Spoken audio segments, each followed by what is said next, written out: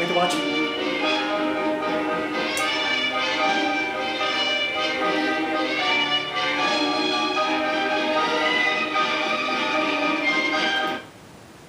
Now, you may ask, why would Charles Darwin like Perry Mason reruns so much? Now, television hasn't been so good since the 1950s and 1960s when these shows were on. In fact, it almost makes me wish that I could have lived during the 20th century, just so I could have seen these when they first came out. Oh, they're so good. Now, why do I like them so much? That's because, well, let me give you some background in case you don't know. Perry Mason was this defense lawyer who always ended up defending an innocent victim who was accused of murder. And Hamilton Berger, the district attorney, always was sure that that defendant was guilty. And so was Lieutenant Arthur Tragg, who gathered the evidence about the murder.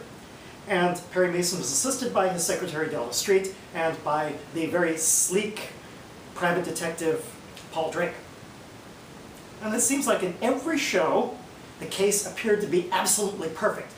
The defendant couldn't not be guilty. Hamilton Berger was sure, Arthur Tragg was sure.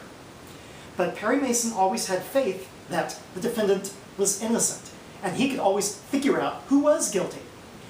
And so what we have here is the use of the scientific method, applied in this case to solving a murder mystery, but it's not really all that different from the way scientists try to solve the mysteries of the natural world.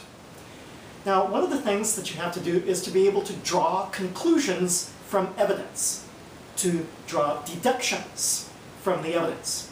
And Hamilton Berger and Arthur Tragg were very, very good at that, but they were always wrong.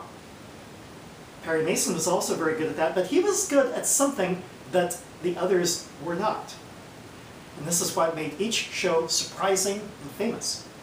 He was good at thinking of alternative hypotheses.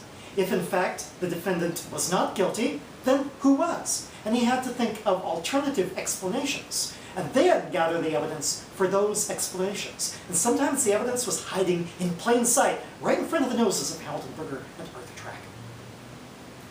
And so this is a celebration of the scientific method. I've only watched 100 or so of these reruns. I think it's time well spent as a scientist. Don't you? This is Charles Darwin, tally-ho, and amen.